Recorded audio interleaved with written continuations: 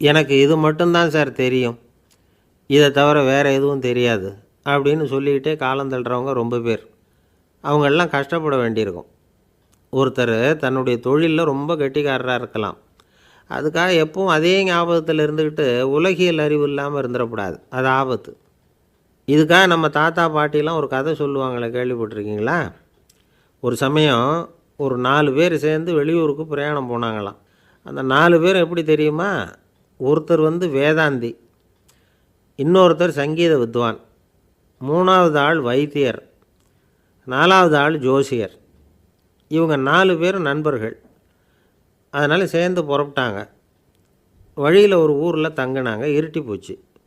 அதனால் இன்றைக்கி ராத்திரி இங்கேயே தங்கி இருந்துட்டு நாளைக்கு புறப்படலாம் அப்படின்னு தீர்மானம் பண்ணாங்க. சாப்பாட்டுக்கு என்ன பண்ணுறது? அங்கேயே கடத்தெருவுக்கு போய் சாமான்லாம் வாங்கியாந்து சமைச்சு சாப்பிட்லாம்னு முடிவு பண்ணாங்க. 4 பேர் இருக்கிறதுனால ஆளுக்கு ஒரு காரியமாக செய்யலாம் அப்படின்னு வேலையை பிரிச்சுக்கிட்டாங்க. வைத்தியர் கரிகாய் வாங்க போனார், வேதாந்தி எண்ணெய் வாங்க போனார், ஜோசியர் பலசரக்கு வாங்க போனார், சங்கீத வித்வானுக்கு சமைக்கிற வேலை. எல்லாம் சரி. ஆனால் நடந்தது என்ன தெரியுமா? கடைத்தெருவுக்கு காய்கறி வாங்க போனார்ல வைத்தியர், அங்கே போய் மார்க்கெட்டில் பார்த்தார். ஒவ்வொரு கறிகாயாக எடுத்து பார்த்தார். இது பித்தம், உடம்புக்கு ஒத்துக்காது, இது வாயு, உடம்புக்கு ஒத்துக்காது அப்படின்னு ஒவ்வொன்றா தள்ளினார். கடைசியில் ஒன்றுமே தேரல, வெறுங்கையோடு திரும்பி வந்துக்கிட்டு இருக்கிறார். எண்ணெய் வாங்க போனார் வேதாந்தி, அவர் ஒரு தொன்னையில் எண்ணெயை வாங்கினார். பேசாமல் அதை எடுத்துகிட்டு வர வேண்டியது தானே, முடியல.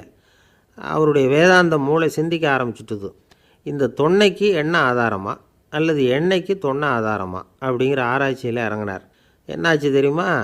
அப்படி கவுத்து பார்த்தார். வாங்கின எண்ணெய் பூராவையும் வழியில் கொட்டிவிட்டு வெறும் தொன்னையோடு சேர்ந்தார். பலசரக்கு வாங்க போனார் ஜோசியர், அவர் ஒரு வழியில் பார்த்தாரு. வழியில் வந்தவங்களெல்லாம் அங்கங்கே ஒரு மரத்தடியில் உட்கார வச்சு அவங்களுக்கெல்லாம் ஆர்வம் சொல்ல ஆரம்பிச்சிட்டார். அப்படி ஒவ்வொருத்தராக சொல்லி முடிச்சுட்டு கடத்தருக்கு போய் சேர்ந்தார். இவர் அங்கே போய் சேர்றதுக்குள்ளே ரொம்ப நேரம் ஆகிட்டுது. கடையெல்லாம் பூட்டிவிட்டு போயிட்டாங்க. என்ன செய்கிறது? அவரும் வெறுங்கையோடு திரும்பி சேர்ந்தார். சரி, இவங்க கதை தான் இப்படி ஆச்சு. அங்கே சமைக்கிறதுக்காக உட்காந்துருந்தார் சங்கீத வித்வான், அவர் கதை என்னாச்சு தெரியுமா? அங்கே அவர் அடுப்பை பற்ற வச்சு ஒலையை கொதிக்க வச்சார். அதாவது ஒரு பானையில் தண்ணியை ஊற்றி அடுப்பில் வச்சார். அது கொதிக்க ஆரம்பிச்சிது. தண்ணி கொதிக்கிற சத்தம் இருக்குதுல்ல, அது இவருக்கு தாளம் போடுறது மாதிரி இருந்தது. ஒரே குஷி, பாட ஆரம்பிச்சிட்டார். பாடிக்கிட்டே உற்சாகமாக கையில் இருந்த கரண்டியால் அந்த பானையில் தட்டினார், தாளம் போடுறதா நினச்சிக்கிட்டு. அவ்வளவுதான், பானை பட்டுன்னு உடஞ்சி போச்சு. தலையில் கையை வச்சுக்கிட்டு அவரும் உட்காந்துட்டார். எந்த தொழில் தெரிஞ்சாலும் சரி, அதை புத்திசாலித்தனமாக பயன்படுத்த தெரியலன்னா ஆபத்து தான். அதுக்காக தான் இந்த கதை. ஒரு பஸ்ஸு டிரைவர் ரொம்ப கெட்டிக்காரரு. பஸ்ஸை ரொம்ப திறமையாக ஆபத்து இல்லாமல் ஓட்டினதுக்காக பரிசுலாம் வாங்கினவர். அவரே ஒரு படகு ஓட்டுறதுக்காக அழைச்சிட்டு போயிருக்கிறாங்க, மோட்டார் படகு. அதையும் ரொம்ப திறமையாக தான் ஓட்டிகிட்டு போயிருக்கிறாரு. நடுக்கடலில் போனதும் படகு நின்று போச்சு. மோட்டாரில் ஏதோ கோளாறு. என்ன செய்யலாம் அப்படின்னு அந்த டிரைவரை கேட்டிருக்கிறாங்க படகுல இருந்தவங்கெல்லாம். அப்போ அவர் சொன்னாராம், கவலைப்படாதீங்க, ஒன்றும் பிரச்சனை இல்லை, எல்லோரும் கொஞ்சம் கீழே இறங்கி பின்னாடி தள்ளுங்க, மோட்டார் ஸ்டார்ட் ஆகிடும் அப்படின்னாராம். ஒரு ஊரில் ஒரு இளைஞன் இருந்தான். ஒரு நாள் அவன் ஒரு குருவை தேடிக்கிட்டு புறப்பட்டான். ஊரை விட்டு வெளியில் போனான். போகிற வழியில் ஒரு காடு. அந்த காட்டில் ஒரு மரத்தடியில் ஒரு பெரியவர் உட்காந்துருக்கிறார். அமைதியாக மௌனமாக அவர் அமர்ந்திருக்கிறார். இந்த பெரியவரை விசாரிக்கலாம், குருவை தேடி கண்டுபிடிக்கிறதுக்கு இவர் ஏதாவது ஒரு வழி சொல்லி கொடுப்பார் அப்படின்னு நினச்சிக்கிட்டு அவரை நெருங்கினான். ஐயா, எனக்கு ஒரு குரு தேவை, எங்கே கிடைப்பார்? அவரை எப்படி அடையாளம் கண்டுபிடிக்கிறது? அதை பற்றி ஏதாவது விவரம் சொன்னீங்கன்னா நான் கண்டுபிடிச்சிக்குவேன் அப்படின்ட்டுருக்கான். பெரியவர் நிமிர்ந்து பார்த்தார். தம்பி, அது ரொம்ப சுலபம். அவர் வயசானவராக இருப்பார், என்னை விட சுமார் 30 வயசு அதிகமாக இருக்கும். அவர் ஒரு மரத்தடியில் தான் உட்காந்துருப்பார் அப்படின்ட்டுருக்கான். சரிங்க பெரியவரே, அது என்ன மாதிரியான மரம், எப்படி இருக்கும் அப்படின்னு கேட்டிருக்கான். பெரியவர் அந்த விவரங்களையும் சொல்லியிருக்கிறாரு. அது மட்டும் இல்லை, சந்திக்கிற நாள், நேரம், வினாடி முதற்கொண்டு எல்லா விவரங்களையும் துல்லியமாக சொன்னாராம். இவ்வளவு விவரங்களை இவரால் எப்படி சொல்ல முடியுது அப்படின்னு இவனுக்கு ஆச்சரியம். இருந்தாலும் அந்த பெரியவர் கடைசியாக ஒரு விவரம் சொன்னார். அது என்ன தெரியுமா? எப்படியும் நீ அவரை சந்திக்கிறதுக்கு ஒரு 30 வருஷம் ஆகும் அப்படின்னு சொல்லிவிட்டாராம். ரொம்ப நன்றிங்க பெரியவரே அப்படின்னு சொல்லிவிட்டு அந்த இளைஞன் புறப்பட்டுருக்கான். இப்போ அவனுக்கு குரு பற்றின விவரம் எல்லாம் கிடச்சிட்டுது, சந்திக்கிற நேரமும் தெரிஞ்சுட்டுது. ஆனால் 30 வருஷம் அவரை தேடி அலைய வேண்டியிருக்குமே. அவன் தேட ஆரம்பித்தான். காடு மலை எல்லாம் சுற்றி அலைஞ்சான். பல வருஷங்கள் தேடினான், அழுத்து போயிட்டான். கடைசியில் அவனுக்கும் வயசாகிட்டுது. கடைசியில் தன்னுடைய சொந்த ஊருக்கே திரும்பி போய்கிட்டு இருந்தான். அங்கே ஒரு மரத்தடியில் அவன் தேடிக்கிட்டு இருந்த குருநாதர் கிடைச்சார். யார் அவருன்னா, 30 வருஷத்துக்கு முன்னாடி வழி சொல்லி கொடுத்தாருல அதே பெரியவர். அவருக்கு இப்போ 30 வயசு அதிகமாக இருந்தது. அதே மரம். அன்னைக்கு பெரியவர் சொன்ன அடையாளம் இப்போ பொருத்தமாக இருந்தது. இப்போ அந்த பெரியவர் சொன்னார், சரியாக வந்து சேர்ந்துட்டேன், வா, உனக்காக தான் நான் இவ்வளவு காலமும் காத்துக்கிட்டு இருந்தேன் அப்படின்னாராம். என்ன சொல்கிறீங்கன்றிருக்கான்.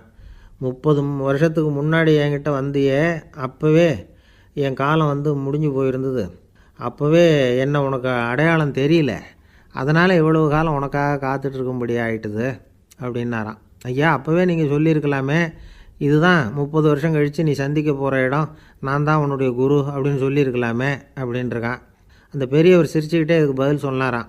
நான் எவ்வளவோ விவரமாக தான் சொன்னேன், நீ சரியாக புரிஞ்சிக்கல. காரணம், அப்போது நீ போதுமான அளவுக்கு பக்குவம் பெற்றிருக்கவில்லை. அதனால் புரியும் சக்தி இல்லாமல் போயிட்டுதப்போ 30 ஆண்டு காலம் நீ அலைஞ்சி தெரிஞ்சிருக்கிற. அது காரணமாக இப்போ உனக்கு அந்த பக்குவம் வந்துட்டுது. அதனால தான் அடையாளம் காண முடிஞ்சுது, நானே உன்னுடைய குரு அப்படின்னாராம். இதிலேருந்து என்ன தெரியுதுன்னா, ஆன்மீகத்தில் மாணவனாக சேர்றதுக்கு கூட ஒரு பக்குவத்தன்மை தேவைப்படுது. ஒரு பெரிய ஞானி, அவர்கிட்ட ஒரு சீடனாக இருக்க ஒருத்தன் வந்தான், எதிரில் நின்னான். ஞானி அவனை வெகு நேரம் உற்று பார்த்தார். அப்புறம் சொன்னார், சீடனாக இருக்கிறது ரொம்ப சிரமம்னார். நான் தயாராக இருக்கிறேன்னா. அது இன்னமும் சிரமமாச்சே, இங்கே வந்து குருவாக இருக்கிறது மட்டுமே சுலபம் அப்படின்னாராம். அப்படின்னா நான் குருவாகவே ஆயிடுறேன் அப்படின்னானா. இது போலவே இந்த காலத்தில் கதை ஒன்று உண்டு. ஒரு பள்ளிக்கூடத்தில் வகுப்பு ஆசிரியர் மாணவனை திட்டிக்கிட்டு இருந்தார். டேய், நீ 100க்கு 10 மார்க்கு தான் வாங்கிக்கிட்டு இருக்க. இவ்வளவு மோசமாக நீ படித்தா கடைசியில் மாடு மேய்க்கிறது கூட லாய்க்கு இல்லாதவனா ஆகிடுவேன். அதுக்கப்புறம் என்ன செய்ய போகிறேன் அப்படின்னாராம். பையன் தலையை சொரிஞ்சிக்கிட்டே சொன்னானா, சார் அப்படின்னா ஒன்று செய்கிறேன் அப்படின்னானா. இவர் கேட்டிருக்கார், என்ன செய்ய போகிறேன்னு. வேறு என்ன சார், உங்களை மாதிரி ஒரு ஆசிரியர் ஆகிடுறேன் அப்படின்னானா. இமயமலை அடிவாரத்தில் ஒரு மடம். அங்கே ஒரு சன்னியாசி இருந்தார். அவர்கிட்ட ஒருத்தர் வந்தார். சுவாமி, ஆசையை உதற நினைக்கிறேன், முடியல, ஒட்டிக்கிட்டே வருது அப்படின்னாராம்.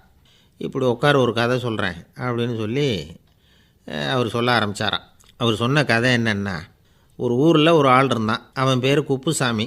அவன்கிட்ட எப்பவும் ஒரு பழைய தொப்பி இருக்கும், விடவே மாட்டான். அதனால் அவனை எல்லோரும் தொப்பி சாமி அப்படின்னு தான் கூப்பிடுறது வழக்கம். ஒரு புது தொப்பி வாங்கிக்கப்படாதாப்பா அப்படின்னு நண்பர்கள்லாம் சொல்லி பார்த்தாங்க. பணத்துக்கு எங்கே போவேன் அப்படின்னு விட்டானா. பணம் வச்சுருக்கான், செலவு பண்ண மனசு வரல, மகா கஞ்சன். பழைய பாட்டில்கள்லாம் வாங்கி விற்றுக்கிட்டு இருந்தான். அப்படி ஒரு தடவை பழைய கண்ணாடி சாமான்களை ஏலத்தில் எடுத்தப்போ அதில் ஒரு அருமையான சென்ட்டு பாட்டில் கிடச்சிது. உடனே ஒரு ஐடியா பண்ணான். அந்த சென்ட்டை வந்து சின்ன சின்ன பாட்டில்களில் அடைச்சி ஜன்னல் ஓரமாக அடுக்கி வச்சுட்டான். அதை விற்றா நிறைய பணம் கிடைக்குமே, அதனால். இதுக்கு இடையில் ஒரு நாள் அவன் வந்து அப்படியே உட்காந்துருந்தான். அந்த நேரம் நண்பன் வந்தான். ஏண்டா, உன் பழைய தொப்பியை மாற்றப்படாதா, ஊரில் எல்லோரும் கேலி பேசுகிறாங்களே உன்னை தொப்பி சாமின்னு அப்படின்னு சொல்லி கேட்டிருக்கான். இந்த சென்ட்டு பாட்டில் விற்றதும் பணம் வரும், அதுக்கப்புறம் பார்க்கலாம் அப்படின்னு நானா. இவன் சரி வா, நீச்சல் குளத்துக்கு போயிட்டு வருவோம் அப்படின்னு கூப்பிட்ருக்கான் நண்பன். 2 பேரும் போனாங்க. அதே நேரம் அந்த ஊர் நீதிபதியும் அங்கே குளிக்க வந்தாராம். அவர்கிட்ட இருந்தது விலை வசந்த ஒரு புது தொப்பி. அதை அங்கே இருந்த ஸ்டாண்டில் மாட்டிவிட்டு குளிக்க போனார். இதுக்கிடையில் குப்புசாமி குளிச்சுட்டு வந்தான். அவனுடைய பழைய தொப்பியை காணலை.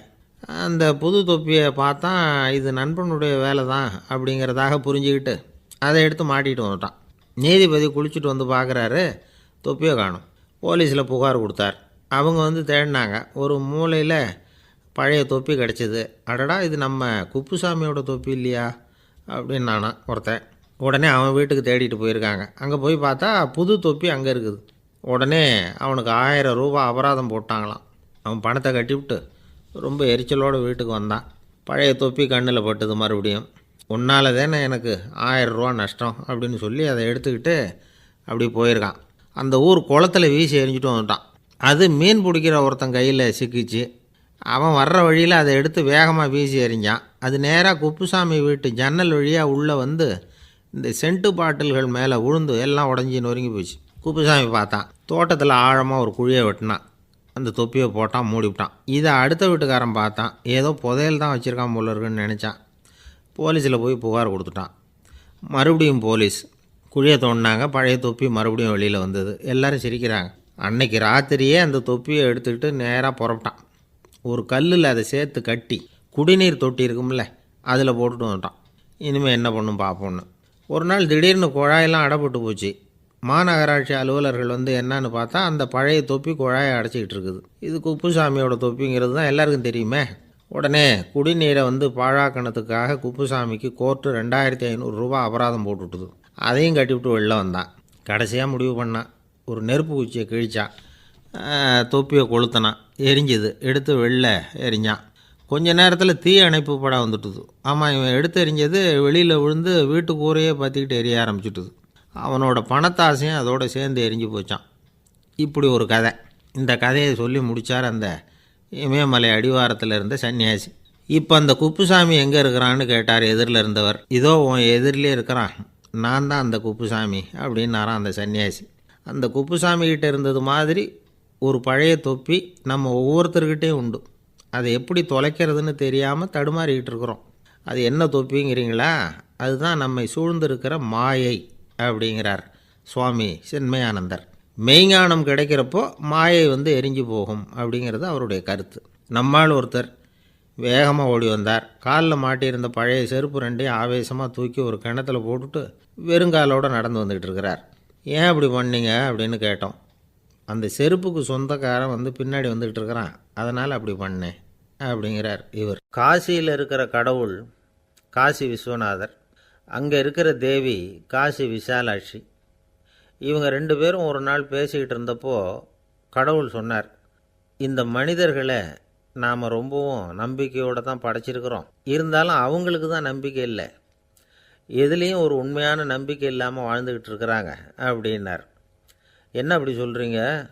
அதோ பாருங்கள், எவ்வளவு பேர் காசியை தேடிட்டு வந்து கங்கையில் குளிச்சுக்கிட்டு இருக்கிறாங்க. அவங்களெலாம் நம்பிக்கை இல்லைன்னா இவ்வளவு தூரம் தேடிட்டு வந்து இங்கே குளிப்பாங்களா அப்படின்னு நாங்கள் தேவி. சரி, அதை சோதித்து பார்க்கலாம் அப்படின்னு 2 பேரும் முடிவு பண்ணிக்கிட்டாங்க. உடனே ஒரு திட்டம் போட்டாங்க.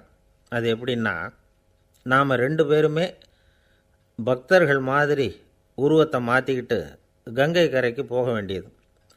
நான் வந்து கங்கையில் இறங்கி குளிக்கிறேன். கொஞ்ச நேரத்தில் சுழலில் மாட்டிக்கிட்டது மாதிரி நடிக்கிறேன். நீ உடனே கரையிலிருந்து சத்தம் போடும், என்னோடய வீட்டுக்காரரை யாராவது காப்பாற்றுங்களேன்னு சத்தம் போடும். அதோடு இன்னொன்று சொல்லு, யாராவது ஒரு புண்ணிய ஆத்மா அவர்கிட்ட போய் அவருடைய முடியை பிடிச்சி இழுக்கணும். அப்படி ஒரு சாபம் இருக்குது எங்களுக்கு. புண்ணிய ஆத்மா, அதாவது எந்த பாவமும் செய்யாத இல்லாத ஒருத்தர் தான் அவரை காப்பாற்ற முடியும். அப்படிப்பட்டவங்க யாராவது வெள்ளத்தில் குதித்து என்னுடைய கணவரை காப்பாற்றுங்கோ அப்படின்னு நீ சத்தம் போடு, கூச்சல் போடு, என்ன நடக்குதுன்னு பார்க்கலாம் அப்படின்னார் கடவுள். சரின்னு சொல்லி 2 பேருமா சாதாரண பக்தர்கள் மாதிரி கங்கை கரைக்கு வந்து சேர்ந்தாங்க. அவர் இறங்கி குளித்தார். திட்டம் போட்டது மாதிரியே சுழலில் மாட்டிக்கிட்டது மாதிரி கத்துனார். கரையில் இருந்த அந்த அம்மா, ஐயோ என் கணவரை காப்பாற்றுங்களேன், யாராவது காப்பாற்றுங்களேன்னு கத்துனாங்க. பல பேர் ஓடி வந்தாங்க. உடனே இவங்க, பாவம் இல்லாத புண்ணிய ஆத்மா ஒருத்தரால் தான் என்னுடைய கணவர் காப்பாற்றப்படணுங்கிறது விதி, அப்படி ஒரு சாபம் இருக்குது, அதனால் புண்ணிய ஆத்மா யாராவது அவர்கிட்ட போய் அவர் முடியை பிடிச்சி தூக்குனா அவரை காப்பாற்றி போடலாம் அப்படின்னாங்க. இவங்க இப்படி சொன்னதும் எல்லோரும் திகைச்சு போய் நின்றுட்டாங்க. ஒவ்வொருத்தருக்கும் அவங்க செஞ்ச பாவம்லாம் ஒவ்வொன்றா ஞாபகத்துக்கு வர ஆரம்பிச்சுட்டுது. சரி, இதுக்கு நாம் லாயக்கு இல்லை அப்படின்னு சொல்லி ஒதுங்கி போக ஆரம்பிச்சிட்டாங்க எல்லாம். இந்த சமயத்தில் யாரோ ஒருத்தர் வேகமாக ஓடி வந்தார். ஆற்றுல குதித்தார். அவர்கிட்ட போனார், முடியை பிடிச்சார், தூக்கினார், அவரை காப்பாற்றி கரைக்கு கொண்டுட்டு வந்துட்டார். அப்படி காப்பாற்றின அந்த ஆளை இவங்க 2 பேரும் தனியாக கூப்பிட்டுக்கிட்டு ஒரு மண்டபத்துக்கு வந்துட்டாங்க. வந்து விசாரிக்கிறாங்க. நீ யாரப்பா அப்படின்னு கேட்குறாங்க. ஏதும் தெரியாத மாதிரி. நான் இந்த ஊர் அன்ன சத்திரத்தில் வேலை செய்கிற ஒரு சமையல்காரன் அப்படிங்கிறார். நீ வந்து கங்கையில் குளிக்கிறது உண்டான்னு கேட்டிருக்காங்க. நான் இந்த ஊர்லேயே தான் இருக்கிறேன், இருந்தாலும் தினமும் கங்கையில் குளிக்கிறதில்ல, எப்போவாவது ஒரு நாள் அங்கே குளிப்பேன் அப்படின்னார். கங்கையில் மூழ்கி எழுந்திரிச்சா பாவம்லாம் தொலையும்னு சொல்கிறாங்க. அப்படி இருக்கிறப்போ அங்கே இன்றைக்கி கங்கையில் குளிச்சுக்கிட்டு இருக்கிறவங்கெல்லாம் தங்களை வந்து புண்ணிய ஆத்மாவாக நினைக்கல. கங்கையில் குளிக்காத நீ உன்னை வந்து புண்ணிய ஆத்மாவாக நினச்சி என்னை காப்பாற்ற வந்திருக்கிற, அது எப்படி அப்படின்னு கேட்டார். அதுக்கு அந்த ஆள் சொல்கிறான், கங்கையில் குதித்ததுக்கு அப்புறம் தானே உங்களை காப்பாற்ற போகிறோம், அப்படி குதிக்கும் பொழுது என்னுடைய பாவம்லாம் போயிருக்கும்ல, நான் புண்ணிய ஆத்மாவாக ஆயிருப்பேனே, அதனால தான் துணிஞ்சு வந்து உங்களை காப்பாற்றினேன் அப்படின்னா. கடவுளும் தேவியும் அவனுக்கு வந்து காட்சி கொடுத்தாங்களாம். இப்படி ஒரு கதை உண்டு. அதாவது கங்கையில் குளிச்சுக்கிட்டு இருக்கிறவங்களுக்கே தங்களுடைய பாவம் போகுங்கிற நம்பிக்கை பரிபூர்ணமாக இல்லை. குளிக்காத ஒருத்தனுக்கு அந்த நம்பிக்கை இருந்தது. அதனால் அவனால் கடவுளை பார்க்க முடிஞ்சுது. கடவுளை வந்து நாமளும் பார்க்க முடியுமா முடியாதா அப்படிங்கிற குழப்பம்லாம் நமக்கு வேண்டியதில்லை. நம்பிக்கையோடு வாழணுங்கிற உண்மையை மட்டும் இந்த கதையிலேருந்து புரிஞ்சுக்கிட்டால் போதும். ஏன்னா இந்த கதையை கேட்டுட்டு ஒரு நண்பன் குதர்க்கமாக ஒரு கேள்வி கேட்டான். ஏன் சார், கங்கையில் குளித்தா பாவம் போயிடும்னு சொல்கிறீங்களே, நான் எனக்கு வேண்டாத ஒருத்தனை அழைச்சிட்டு போய் கங்கையிலேயே தள்ளி விட்டுட்டு அதுக்கப்புறம் அங்கேயே முழுக்க போட்டுட்டு நான் செஞ்ச பாவத்தை வந்து அதுலேயே கழுவி விட்டுட்டு மறுபடியும் உங்ககிட்ட வந்துடுறேன்னு வச்சுக்கோங்க, நீங்கள் என்னை வந்து புண்ணிய ஆத்மான்னு ஏற்றுக்குவீங்களா அப்படிங்கிறான். ஆள் கொஞ்சம் ஆசைந்தான், நம்மளே அங்கே அழைச்சிட்டு போனாலும் போயிடுவான். வாழ்க்கையில் சில சந்தர்ப்பங்களில் நாம் வந்து சில அவமானங்களை சந்தித்தே தீர வேண்டியிருக்கு. என்ன பண்ணுறது, காலம் அப்படி. அவமானப்படுறவங்க உடனே அடங்கி போய்டுறது தான் உலக வழக்கம். அவமானப்பட்டால் உடனே சீறி எழறவங்களும் உண்டு. ஆனால் அதையே ஒரு சவாலாக எடுத்துக்கிட்டு முன்னுக்கு வர்றவங்களும் சில பேர் இருக்கிறாங்க. அவங்க ரொம்ப அபூர்வம். இன்றைக்கி மனோதத்துவ நிபுணர்கள்லாம் என்ன சொல்கிறாங்க தெரியுமா? அவமானப்பட்டுட்டா உடனே அடங்கி போயிடக்கூடாதான். அதையே ஒரு சவாலாக எடுத்துக்கிட்டு மனசில் ஒரு வைராக்கியத்தோடு முயற்சி பண்ணினா வாழ்க்கையில் எல்லாரும் முன்னேறலாமா. அவமானங்கிறத நாம் வந்து வைராக்கியமாக மாற்றிக்கணும். அதுதான் வெற்றிக்கு வழி. ராமர் வந்து இந்த பூமியில் பிறந்ததே ஒரு வைராக்கியத்தினால தான் சார் அப்படின்னார் ஒருத்தர். எப்படிங்க அது அப்படின்னு கேட்டேன். அவர் சொன்னார், தசரதருக்கு ராமர் வந்து குழந்தையாக வந்து பிறக்கணும், அப்போ தான் இங்கே இருக்கிற கஷ்டங்கள்லாம் நீங்கும் அப்படின்னு சர்வ லோகமும் எதிர்பார்த்துக்கிட்டு இருக்குது. ஆனால் அவர் எப்போ வந்து பிறப்பார் அப்படின்னு யாருக்கும் தெரியல. அந்த காரியம் சீக்கிரம் நடக்கணுமே, அதுக்கு என்ன பண்ணுறது? நாரதர் வந்தார் ஒரு நாள் தசரதரை தேடி. தசரதா, உனக்கு ஒரு செய்தி தெரியுமான்னு ஆரம்பித்தார். அவர் எப்பவும் இப்படித்தானே ஆரம்பிக்கிறது வழக்கம். என்ன விஷயம்னு கேட்டார் தசரதர்.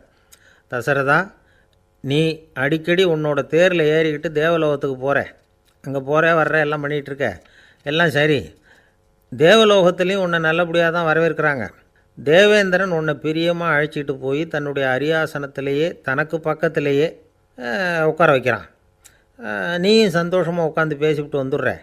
ஆனால் நீ இங்கே வந்ததுக்கு அப்புறம் அங்கே என்ன நடக்குது தெரியுமா உனக்கு அப்படின்னாரான் நாரதர். என்ன நடக்குது எனக்கு ஒன்றும் தெரியலையே அப்படின்னாரான் தசரதர். நாரதர்கிட்ட வந்து கிட்டத்தில் வந்து கேட்டிருக்கார், கொஞ்சம் சொல்லுங்கள் என்னது அப்படின்னு. அவர் நெருங்கி வந்தாரான் நாரதரும். மெதுவாக அவர் காதோட காதாக சொன்னாராம். அதாவது நம்ம பாஷையில் சொல்லப்போனால் பற்ற வைக்கிறார். நீ அங்கே தேவேந்திரங்கிட்ட உட்காந்து பேசிவிட்டு வந்த பிறகு நீ அங்கே உட்காந்துருந்த அரியாசனத்தை தண்ணி ஊற்றி கழுவி சுத்தப்படுத்துகிறாங்க. நீ என்ன அந்த அளவுக்கு சுத்தம் இல்லாத ஆளா, தினம் குளிக்காமையாக இருக்கிற அப்படின்னாராம். தசரதருக்கு இது ரொம்ப அவமானமாக போயிட்டுது. அப்படியே செய்கிறாங்க அப்படின்னாராம். ஆமாம், நீ வேணும்னா நான் சொல்கிறது உண்மையாக இல்லையா அப்படின்னு சோதனை பண்ணி பார்த்துக்கோ அப்படின்னாரான் நாரதர். உடனே தசரதர் இதுக்காகவே புறப்பட்டு தேவலோகம் போனார். அங்கே வழக்கம் போலவே இவரை கூப்பிட்டு உட்கார வச்சு பேசிக்கிட்டு இருந்தான் தேவேந்திரன். கொஞ்ச நேரம் பேசிக்கிட்டு இருந்துட்டு சரி நான் கிளம்புறேன்னு புறப்பட்டார். சரி, அவனும் வாசல் வரைக்கும் வந்து வழி அனுப்பி வச்சுட்டு உள்ளே போயிட்டான். தசரதர் வெளியில் கொஞ்சம் நேரம் மறைஞ்சி இருந்துட்டு மெதுவாக உள்ளே எட்டி பார்த்தார் என்ன நடக்குதுன்னு. நாரதர் சொன்னது உண்மை தான். தசரதர் உட்காந்துருந்த ஆசனத்தை அங்கே 2 தேவர்கள் கழுவி சுத்தப்படுத்திக்கிட்டு இருக்கிறாங்க. தசரதரால் இதை தாங்கிக்க முடியல. அவருக்கு ரொம்ப அவமானமாக போச்சு. நேராக கிடுகிடுன்னு தேவேந்திரங்கிட்டே போனார். நான் உட்காந்துருந்த இருக்கையை சுத்தம் பண்ணுறியே, நான் என்ன அந்த அளவுக்கு பாவியா அப்படின்னு கேட்டார். ரொம்ப கோபமாக கேட்டார். தசரதரே, மனுஷனுக்கு 3 கடன்கள் உண்டு. தேவக்கடன், ரிஷி கடன், பித்ரு கடன். இதை தீர்க்காதவன் பாவியாகிறான். இதில் மகனை பெறுவதால் தான் பித்ரு கடன் தீரும். உனக்கு மகன் கிடையாது, அதனால் நீ பாவியாகிற. பாவி உட்காந்துருந்த இடம்ங்கிறதுனால அதை சுத்தம் செய்ய வேண்டியது எங்கள் கடமை அப்படின்னு நானும் தேவேந்திரன்.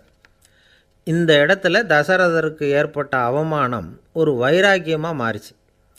தேவேந்திரனே கேட்டுக்கோ, ஒரு மகனை பெற்ற பிறகு தான் இந்த சபையில் மறுபடியும் அடி எடுத்து வைப்பேன் அப்படின்னு சொல்லிவிட்டு போயிட்டாராம். போய் புத்திர காமேஷ்டி யாகம் பண்ணார். புத்திரர்கள் பிறந்தார்கள். இந்த கதையில் உள்ள கருத்து என்னென்னா, தேவேந்திரன் தசரதரை அப்படி அவமானப்படுத்தலைன்னா அவருக்கு இப்படி ஒரு வைராக்கியம் பிறந்திருக்குமா?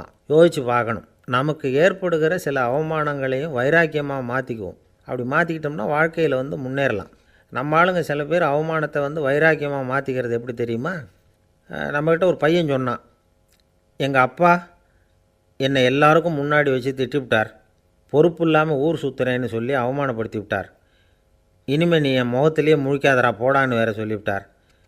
எனக்கு ரோஷம் வந்துட்டுது. அந்த அவமானத்தை வைராக்கியமாக மாற்றிக்கிட்டேன். அன்னையிலேருந்து அவர் முகத்திலேயே முழிக்கிறது இல்லை அப்படின்னா.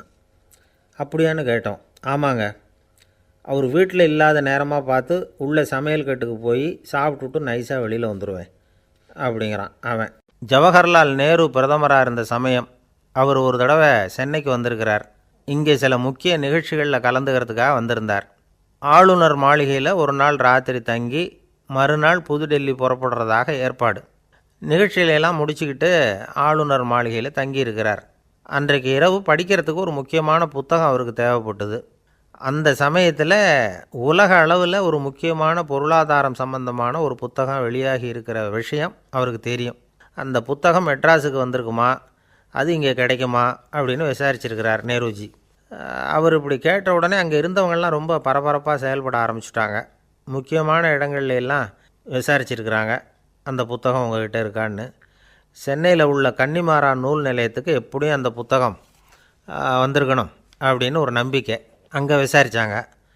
அந்த புத்தகம் 2 நாளைக்கு முன்னாடி தான் அங்கே வந்திருக்குது அப்படிங்கிற விஷயம் தெரிஞ்சுது. உடனே எல்லோரும் அங்கே ஓடினாங்க. அவங்களுக்கு இன்னொரு சந்தேகம், புத்தகம் வந்திருக்கு சரி, அது இந்த சமயத்தில் வேறு யாரும் படிக்கிறதுக்கு எடுத்துகிட்டு போயிருக்கக்கூடாதே அப்படிங்கிற சந்தேகம் இருந்தாலும் மனசுக்குள்ளே ஒரு தைரியம். இப்படி ஒரு புத்தகம் வெளிவந்திருக்கிற விஷயமே நேருஜி சொல்லி தான் நமக்கே தெரியும். அதுவும் இல்லாமல் உலக பொருளாதாரம் சம்பந்தமான ஏதோ ஒரு புத்தகம் அது. அதை போய் இந்த நேரத்தில் அவ்வளவு ஆர்வமாக யார் எடுத்துகிட்டு போயிட போகிறாங்க அப்படிங்கிற தைரியம். இந்த தைரியத்தோடு அந்த நூல் நிலையத்துக்கு ஓடினாங்க. புத்தகத்தை தேடினா அது கிடைக்கல. யாரோ எடுத்துகிட்டு போயிருக்கிறாங்க. நேருவுக்கு மட்டுமே தெரிஞ்சிருந்த அந்த புத்தகம் பற்றின விஷயம் சென்னையில் வேற ஒருத்தருக்கும் தெரிஞ்சிருக்குது. உடனே எல்லோரும் பரபரப்பாக அந்த அதுக்குன்னு இருக்கிற ரிஜிஸ்டர் இருக்குல்ல, பதிவேடு, அதை புரட்டி பார்க்குறாங்க யார் எடுத்துகிட்டு போகிறாங்கன்னு தெரிஞ்சுக்கிறதுக்காக. எடுத்துகிட்டு போனவங்க அதில் கையெழுத்து போட்டிருப்பாங்கல்ல, அதை பார்த்து யாருன்னு தெரிஞ்சுக்கலாம் அப்படிங்கிறதுக்காக தான் அதை புரட்டுறாங்க. அதோ அந்த புத்தகத்தோட பேர் பக்கத்தில் அதை எடுத்துக்கிட்டு போனவங்க கையெழுத்து உத்து பார்க்குறாங்க எல்லாரும். அதில் போட்டிருக்குது பேர் CN அண்ணாதுரை அப்படின்னு எழுதியிருந்தது. அவர் தான் பேரறிஞர் அண்ணா. நேரு படிக்க விரும்பின ஒரு புத்தகத்தை அதே நேரம் படிக்க விரும்பின இன்னொரு தலைவர் இவர். படிக்கிறதுல அவருக்கு இருந்த ஆர்வத்தை நாம் தெரிஞ்சுக்கணும்னா அதுக்கு எவ்வளவோ சம்பவங்கள் இருக்குது. கடைசி காலத்தில் அவர் அடையாறு மருத்துவமனையில் படுத்திருக்கிறார். அவருக்கு ஒரு முக்கியமான அறுவை சிகிச்சை செய்ய வேண்டியிருக்குது அவசரமாக. அமெரிக்காவிலேருந்து டாக்டர் மில்லர் வந்திருக்கிறார். அவர்கிட்ட கேட்குறார், டாக்டர் நாளைக்கே அறுவை சிகிச்சை செய்ய போகிறீங்களா அப்படின்னு. ஆமாங்கிறார் டாக்டர் மில்லர். நாளைக்கு மறுநாள் செஞ்சுக்கிறேனே அப்படின்னாரான் அண்ணா. ஏன் ஏதாவது நாள் பார்க்குறீங்களான்னு கேட்டிருக்கார். இல்லை, ஒரு புத்தகத்தை படிச்சுக்கிட்டு இருக்கிறேன், அதை நாளைக்குள்ளே முடிச்சிருவேன், அதுக்கப்புறம் நான் இறந்தாலும் கவலை இல்லை அப்படின்னாரான் இவர். அவர் தான் அறிஞர் அண்ணா. சங்ககால நூல்கள்லேருந்து சமீபத்தில் வந்த நூல்கள் வரைக்கும் எல்லாம் அவர் படிச்சிருக்கிறார். ஒரு திருமண விழாவில் அவர் பேசும்பொழுது சொன்ன விஷயம் இது. சங்க காலத்தில் காதலியை மணக்க விரும்புகிறவனுக்கு அவனுடைய தந்தை வீர சோதனைகள்லாம் வைப்பார். போய் புலிப்பல் கொண்டுக்கிட்டு வா, அப்போ தான் என் பொண்ணை கொடுப்பேன் அப்படின்னு சொல்லுவார். காதலன் உடனே காட்டுக்கு போவான், ஒரு புலியை கொன்று அதனுடைய பல்லை கொண்டுக்கிட்டு வருவான். அதை வீர பதக்கத்தில் பதிச்சு அவனுக்கு மாமனார் சூட்டுவார் கல்யாண சமயத்தில். இப்போலாம் காதலன் கிட்ட அப்படி சொல்ல முடியாது. இப்போலாம் காதலன்கிட்ட காட்டுக்கு போய் புலிப்பல் கொண்டுக்கிட்டு வான்னு யாராவது சொன்னால் புலி தான் மாப்பிள்ளையாக வந்து சேரும் அப்படின்னார். ஒரு கடைக்கு போனேன், 5 ரூபா பணத்தை எடுத்து கொடுத்தேன். ஒரு தினசரி பத்திரிகையை கேட்டேன். அவர் உடனே அங்கே அடுக்கி வச்சுருந்த பத்திரிகையில் ஒன்று எடுத்து என் கையில் கொடுத்தார். வாங்கிக்கிட்டேன். மீதி பணத்தை எடுத்தார். அதையும் என் கையில் கொடுக்கணும்ல, கொடுக்கல. எதிரில் இருந்த பலகையில் வச்சு எடுத்துக்க சொன்னார். எப்பவும் அவர் அப்படி தான் பண்ணுவார். நானும் எடுத்துக்கிட்டு வந்துடுவேன். இவர் ஏன் இப்படி பண்ணுறாருங்கிறது எனக்கு ரொம்ப நாளாக ஒரு சந்தேகம். ஒரு நாள் அவர்கிட்டயே இதை கேட்டுவிட்டேன். ஏங்க, நீங்கள் உங்கள் கடைக்கு வந்து பொருள்கள் வாங்குறவங்களுக்கு நீங்கள் பாக்கி சில்லறையை கொடுக்குறப்போ பலகையில் வச்சு விட்றீங்க, கையில் கொடுக்க மாட்டேங்கிறீங்களே, ஏன் அப்படின்னு கேட்டேன். காசை கையில் கொடுத்தா நம்மக்கிட்ட இருக்கிற லட்சுமி போயிடுவா சார் அப்படின்னார். அதாவது பணம் செலவாயிடும் அப்படின்னு அர்த்தமா. இன்னொரு நண்பர், அவர் ஒரு நாள் வழக்கத்துக்கு மாறாக ரொம்ப சோகமாக உட்காந்துருக்கிறார். ஏங்க என்னாச்சு, ஏன் இப்படி கப்பலே கவிழ்ந்தது மாதிரி உட்காந்துருக்குறீங்க அப்படின்னு கேட்டேன். கப்பலே கவிழ்ந்திருந்தா கூட நான் இப்படி கவலைப்பட மாட்டேன் சார், வேறு ஒன்று நடந்து போச்சுன்னார். என்னன்னு கேட்டேன். என் உச்சந்தலையில் பல்லி ஒன்று விழுந்துட்டுதுன்னார். அதுக்காகவா இப்படி அப்படின்னு ஆச்சரியப்பட்டேன். ஆமாங்க, பல்லி உச்சந்தலையில் விழுந்தால் பலன் என்னன்னு பஞ்சாங்கத்தில் பார்த்தேன், மரணம்னு போட்டிருக்கு அப்படின்னு சொல்லிவிட்டு அவர் தொடர்ந்து கவலைப்பட ஆரம்பிச்சிட்டார். இப்படியும் ஒருத்தர், என் கூட வேலை பார்க்குற ஒருத்தர் எப்படி தெரியுமா, தினமும் வலது காலை வச்சு தான் ஆஃபீஸுக்கு உள்ளே நுழைவார். என்றைக்காவது தவறுதலாக இடது காலை வச்சு உள்ளே வந்துட்டார்னா அன்னைக்கு பூரா மனசு சங்கடப்படுவார், எந்த வேலையும் சரியாக ஓடாது. கேரம் போர்டு ஆடுற ஒருத்தர் எப்போ ஆட உட்காந்தாலும் ஸ்ட்ரைக்கரை கை தவறி கீழே விழுற மாதிரி பண்ணி அதுக்கப்புறம் அதை எடுத்துக்கிட்டு ஆட உட்காருவார். ஏன்னா எப்போவும் ஒரு தடவை நிஜமாகவே அது கை தவறி கீழே விழுந்திருக்குது. அன்னைக்கு பிரமாதமாக ஜெயிச்சுட்டார். உடனே ஒரு முடிவுக்கு வந்துட்டார், கை தவறுனா லாபம் அப்படின்னு. அதுக்கப்புறம் அதையே பழக்கமாக்கிக்கிட்டார். பூனை குறுக்க போனால் சகனம் சரியில்லைன்னு நினைக்கிறவங்க உண்டு. ஆனால் ஒருத்தர் எப்படி தெரியுமா, அவர் வெளியில் கிளம்புற சமயம் பக்கத்து வீட்டு ரேடியோவில் மியாவ் மியாவ் பூனைக்குட்டின்னு பாட்டு சத்தம் கேட்டால் கூட போதும், சகனம் சரியில்லைன்னு பிரயாணத்தை கேன்சல் பண்ணிவிடுவார். இப்போ இவ்வளவும் எதுக்கு சொல்கிறோம்னா, அளவுக்கு மீறின சகுன நம்பிக்கைகள் இருக்குது பாருங்கள், இதோட பயமும் சேர்ந்துக்கிட்டதுன்னு வச்சுக்கோங்க, இது ஒருத்தருடைய மனநிலையை பாதிச்சிடும். இது உளவியல் நிபுணர்கள் சொல்கிற கருத்து. வாழ்க்கையே தடுமாற வச்சிரும். பாதுகாப்பு இல்லாத உணர்வு, ஒரு விதமான டிப்ரெஷன் மனநிலை, இதெல்லாம் தான் இதுக்கு காரணமாக அமையலாம். சில பேர் காய்கறி நறுக்க கத்தியை கையில் எடுத்தால் கூட நேரம் சரியாக இருக்கா அப்படின்னு பார்த்துட்டு தான் வேலையை ஆரம்பிக்கிறது வழக்கம். அறிவு தான் மனசுக்கு வாத்தியாராக இருக்கணும், அப்போ தான் வாழ்க்கை நிம்மதியாக இருக்கும். அறிவு மனசு சொல்கிறபடியெல்லாம் கேட்க ஆரம்பிச்சுட்டுதுன்னா இடைஞ்சல் தான். ஒருத்தருக்கு 7ஆம் நம்பர் தான் ராசியான நம்பரான். 7ஆம் தேதி தான் எந்த காரியத்தையும் ஆரம்பிப்பாராம். 7 எழுத்து வர்றது மாதிரி பேரை மாற்றி வச்சுக்கிட்டார். 7 மணிக்கு தான் தினமும் எழுந்திருப்பார். 7ஆம் நம்பர் வீட்டில் தான் குடியிருக்கார். கல்யாணம் கூட 7ஆம் தேதி தான் பண்ணிக்கிட்டார். அவர் ஒரு நாள் குதிரை பந்தயத்துக்கு போனாராம். குதிரையோட பேரையெல்லாம் பார்த்தார். ஒரு குதிரையோட பேர் 7 எழுத்தில் அமைஞ்சிருந்தது. 7 தானே இவருக்கு அதிர்ஷ்ட நம்பர். அதனால் உடனே அது பேரில் பணத்தை கட்டினார். பந்தயம் நடந்தது. என்ன சார் ஆச்சுன்னு கேட்டாங்க. நான் பணம் கட்டின அந்த என்னோட குதிரை 7ஆவதாக சேர்ந்தது சார் அப்படின்னாராம் சோகமாக. ஒரு காலத்தில் பிரஷ்யா அப்படின்னு ஒரு தேசம் இருந்தது. இப்போ ஜெர்மனி இருக்குல்ல, இதோட பெரும்பகுதி ஒரு காலத்தில் பிரஷ்யாங்கிற பேரில் இருந்தது. அப்போ அதுக்கு அரசராக இருந்தவர் மகா ஃப்ரெடரிக், அதாவது ஃப்ரெடரிக் தி கிரேட் அப்படின்னு சொல்லுவாங்க. அந்த ராஜாவுக்கு ஒரு சந்தேகம், நாம் பல வகையான வரிகளை விதித்து வசூல் பண்ணுறோம், அப்படி பண்ணி வருமானம் குறைஞ்சிக்கிட்டே போகுதே, இதுக்கு என்ன காரணமாக இருக்கும்? இதுதான் அவருக்கு ஏற்பட்ட சந்தேகம். ஒரு சமயம் அந்த அரசர் தம்முடைய அமைச்சர்களையும் பிரபுக்களையும் தளபதிகளையும் கூப்பிட்டு ஒரு விருந்து வச்சார். விருந்து முடிஞ்சதும் அவங்கள பார்த்து இந்த சந்தேகத்தை கேட்டார். வரிகள் அதிகமாக விதித்து வருமானம் குறையறதுக்கு என்ன காரணம் அப்படின்னு கேட்டார். பல பேருக்கு இதுக்கு சரியாக பதில் சொல்ல தெரியல. அனுபவசாலியான ஒரு தளபதி எழுந்திருச்சார். அரசே, அது எப்படிங்கிறத இப்போ உங்களுக்கு காட்டுறேன்னார். உடனே ஒரு பெரிய பனிக்கட்டி ஒன்றை தன்னுடைய கையில் எடுத்தார். அதை அப்படியும் எப்படியும் திருப்பி பார்த்தார். அப்புறம் அடுத்தவர்கிட்ட கொடுத்தார். அவரும் அதை அப்படியும் இப்படியும் திருப்பி பார்த்துட்டு அடுத்தபடியாக இருந்தவர்கிட்ட கொடுத்தார்.